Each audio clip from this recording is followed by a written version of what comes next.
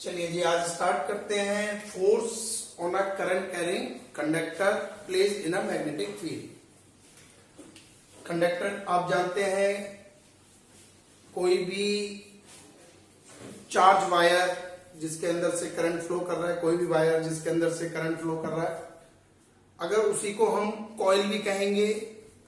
Coil जैसे कल मैंने आपको प्रीवियस क्लास में सोलेनॉइड पढ़ाया था, तो सोलेनॉइड में बताया था, अगर उसी कंडक्टर को हम मैग्नेटिक फील्ड में रख दें। अब हमने क्या करना है, एक मैग्नेटिक फील्ड ले लेनी है। सपोज करिए कि ये एक ऐसे मैंने एक मैग्नेटिक फील्ड ले ली। एक मैग्नेट है, ये नॉर्थ पोल है, एक ये मैग्नेट है, ये एक साउथ पोल है। या फिर आप कह सकते हैं कि मैंने दो सोलेनॉइड ले लिए, ये भी एक सोलेनॉइड है, ये अलग सोलेनॉइड है, नॉर्थ साउथ फेस कर रहे हैं एक दूसरे को, यानी कि यहां पर एक मैग्नेटिक फील्ड बन रही है। यहां पर जो मैग्नेटिक फील्ड मैंने बनाई, वो मैग्नेटिक फील्ड मेरी कैसी है, यूनिफॉर्म मैग्नेटिक फील्ड है। तो सबसे पहले हमें एक यूनिफॉर्म मैग्नेटिक फील्ड क्रिएट करनी है। कि यूनिफॉर्म मैग्नेटिक फील्ड कैसे क्रिएट करेंगे। आप नॉर्मली दो मैग्नेट ले सकते हैं, उन मैग्नेट के अंदर उन दोनों मैग्नेट को रख दो। हॉर्सशू मैग्नेट भी लेकर के आप कर सकते हो। हॉर्सशू मैग्नेट ऐसे मैग्नेट होती है, इस तरीके से ऐसे नॉर्थ और साउथ एक दूसरे को फेस करने चाहिए, यानी कि यूनिफॉर्म मैग्नेटिक फील्ड मैंने क्रिएट कर दी। अब आपको समझना है कि हमने एक्सपेरिमेंटली क्या किया। हमने एक्सपेरिमेंटली क्या किया कि एक यूनिफॉर्म मैग्नेटिक फील्ड क्रिएट कर दी। अब आप ऐसे मानिए कि ये मेरी एक दीवार इधर, एक इधर, यहां पर एक यूनिफॉर्म मैग्नेटिक फील्ड क्रिएट हो रही है।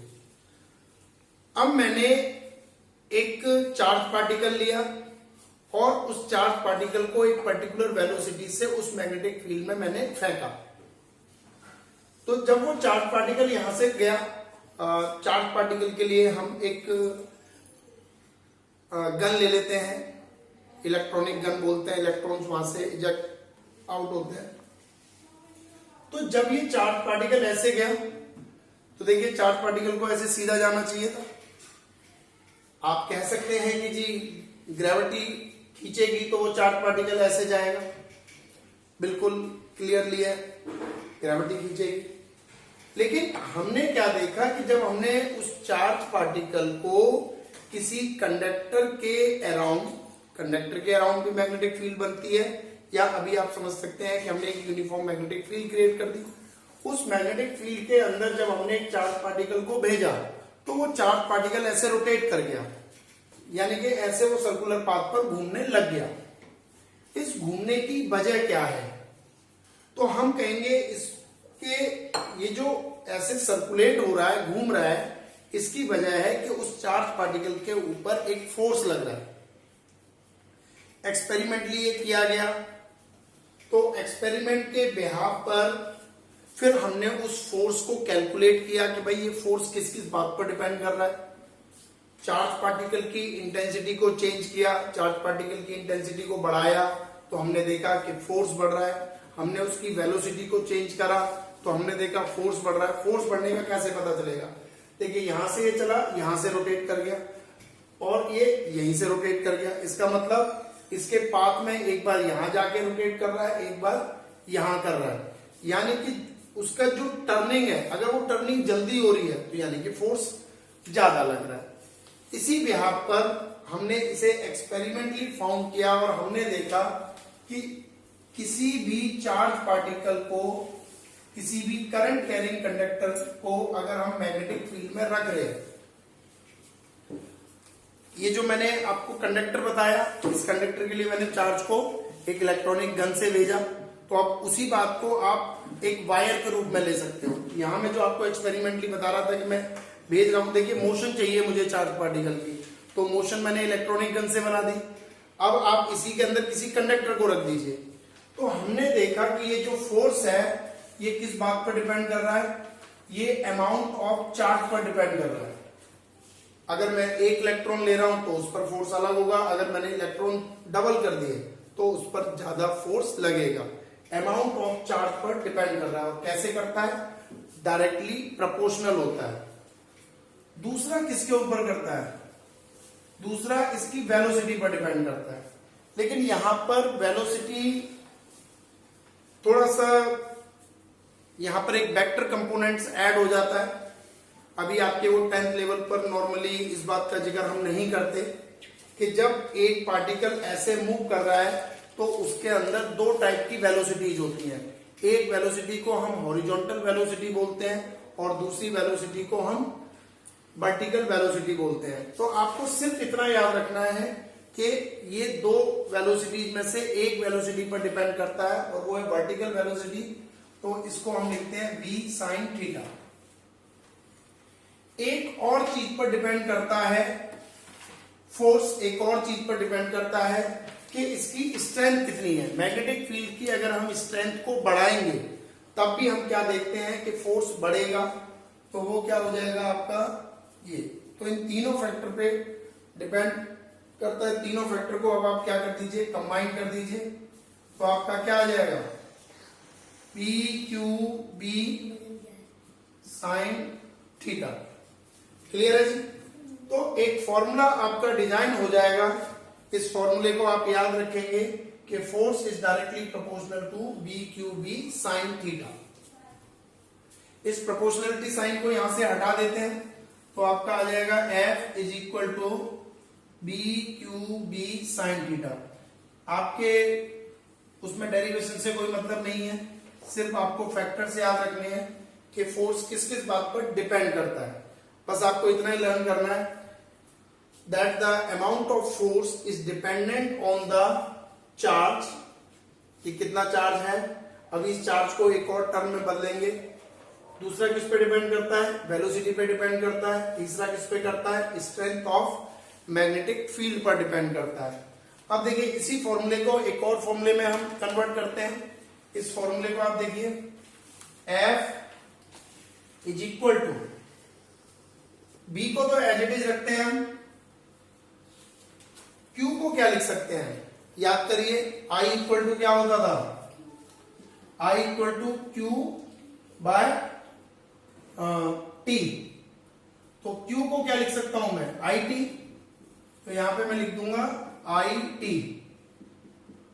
अब आप याद करिए velocity.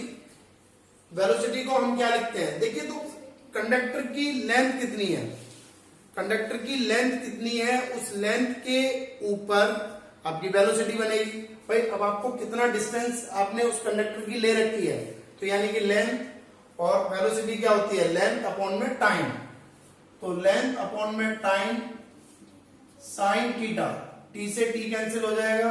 F is equal to क्या होगा जी? B I L sine theta. तो आपने डेरिवेशन से ज्यादा सिर्फ किस बात पर ध्यान देना है?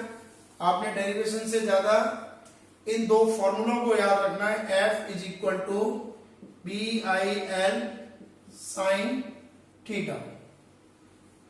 अब इस पर क्वेश्चन क्या बनते हैं वो क्वेश्चंस में डिस्कस करता हूं। उससे पहले आप एक एक्टिविटी देख लीजिए कि कैसे ये डिपेंड कर रहा है।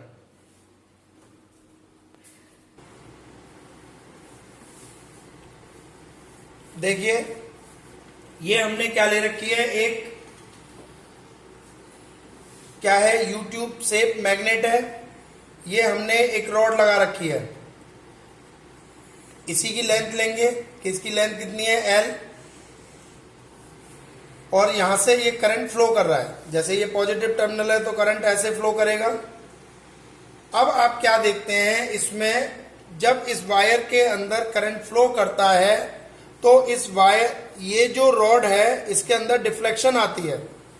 इस डिफ्लेक्शन को आपने देखा कि इसके अंदर क्या आती है? डिफ्लेक्शन आती है।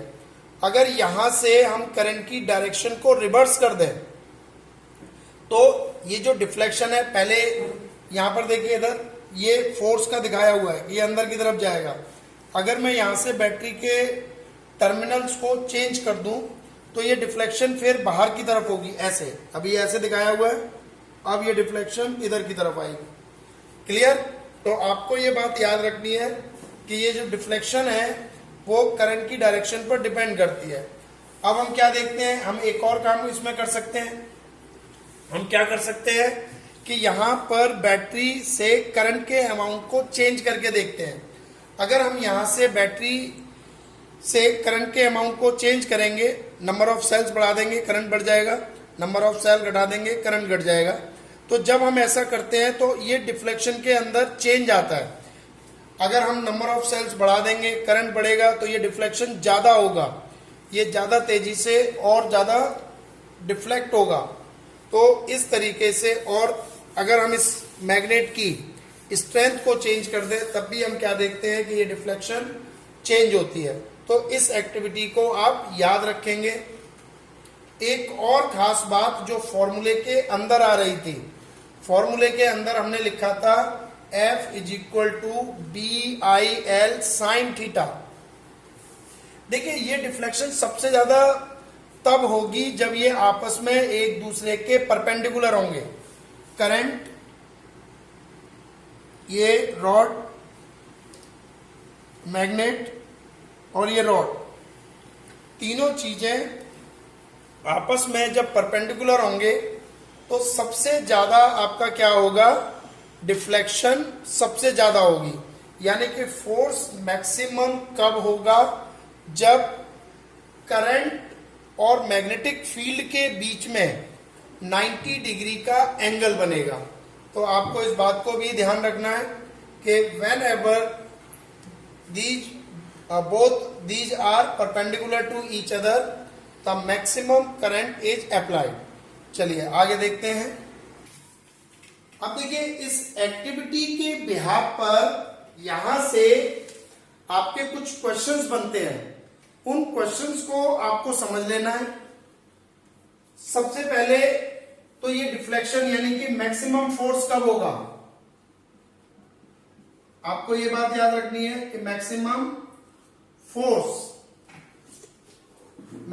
फोर्स आपका तब होगा जब करंट, जिस रॉड के अंदर आपका करंट पास कर रहा है वो क्या हो, जैसे ये आपकी हॉर्सशू मैग्नेट है, तो इस हॉर्सशू मैग्नेट के अंदर जो आप रॉड रख रहे हैं ये रॉड परपेंडिकुलरली होनी चाहिए। क्लियर है जी। तो मैक्सिमम फोर्स कब होगा, when theta is equal to 90 degree. तो F इज इक्वल टू, ये मैक्सिमम हो जाएगा, कितना हो जाएगा, BIL। आप इस फॉर्मूले को याद रखेंगे, इस पर 1 नंबर का क्वेश्चन बनता है। तो आपको याद रखना है, या तो आपने थीटा 90 डिग्री लिखना है या परपेंडिकुलर लिखना है। अब इसमें 3 नंबर का सवाल आता है, 3 क्वेश्चन और पूछे जाते हैं कि how force is affected when the strength of magnetic field is increase. देखिए तो यहां पर देख लो, सीधा सीधा दिखाया हुआ है मैंने कि भाई अगर हम मैग्नेटिक स्ट्रेंथ को बढ़ा दें तो क्या होगा, आपको सीधा सीधा याद रखना है, फोर्स भी इंक्रीज हो जाएगा। दूसरा क्वेश्चन आता है अगर हम करंट के अमाउंट को बढ़ा दें, तो यहां से देखो करंट भी क्या है, हम क्या देख रहे हैं कि करंट भी डायरेक्टली प्रोपोर्शनल है। अगर हम करंट के अमाउंट को इंक्रीज कर दें, if the amount of current is increase, फिर से फोर्स क्या हो जाएगा आपका, इंक्रीज हो जाएगा। तीसरा एक और क्वेश्चन आता है, अगर हम लंबाई को बढ़ा दें, अगर हम लेंथ ऑफ कंडक्टर इंक्रीज कर दें तो क्या होगा, तब भी आपको याद रखना है कि फोर्स इंक्रीज होगा। तो यहां पर 3 क्वेश्चन हर बार इंक्रीज ही लिखना है। अगर आपका डिक्रीज का आएगा तो आपको क्या करना है, डिक्रीज लिखना है। अगर length of the conductor gate decrease, the force is also decrease. If the current gate decrease, force is also get decrease. If the strength of magnetic field get decrease, the current is also get decrease। इतनी बात आपको याद रखनी है। अब इस conductor की direction क्या होगी, मेनली यहां पर हमें 2 रूल याद करने पड़ते हैं कि करंट की डायरेक्शन क्या होगी। तो करंट की डायरेक्शन के बारे में फ्लेमिंग ने दिया, तो इसके लिए हम फ्लेमिंग लेफ्ट हैंड रूल याद करते हैं कि फ्लेमिंग ने क्या कहा। तो देखिए जी, फ्लेमिंग लेफ्ट हैंड रूल समझते हैं।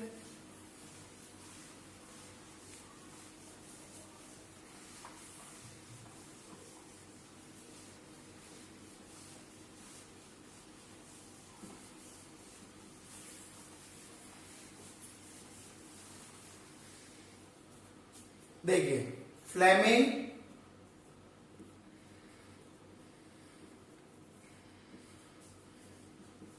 लेफ्ट हैंड रूल,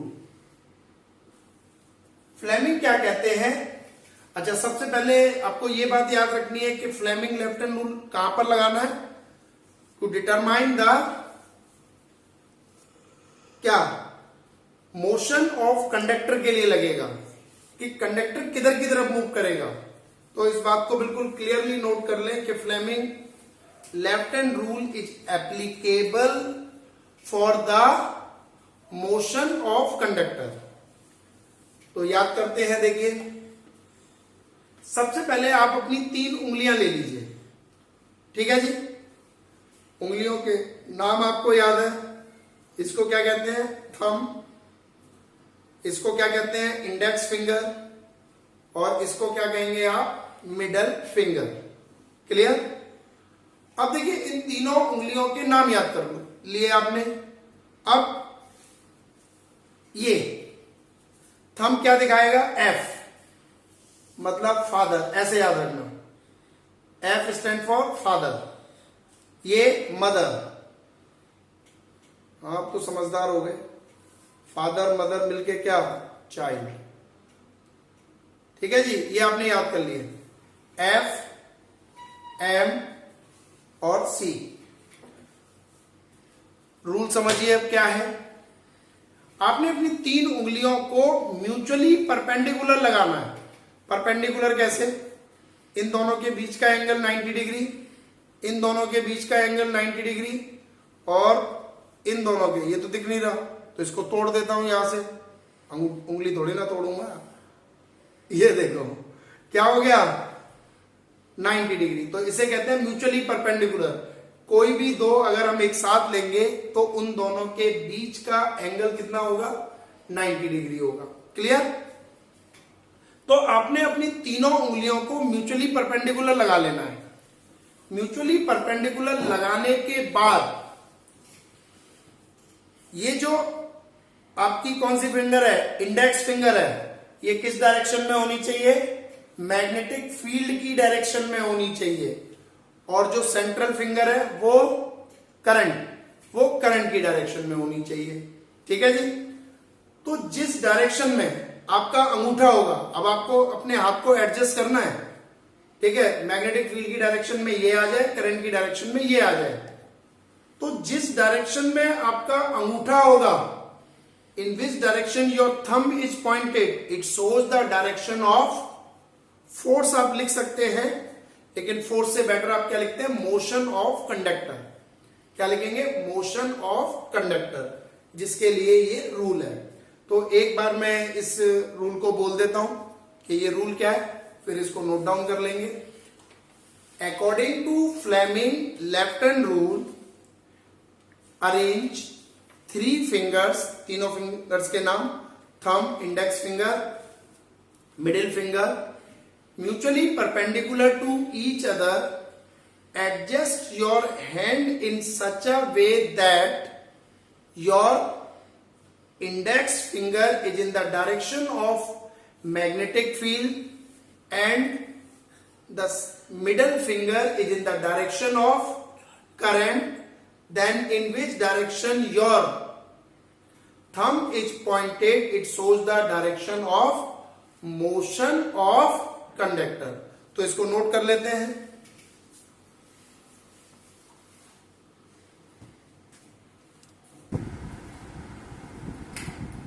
चलिए जी, डेफिनेशन नोट कर लेंगे आप। अब इस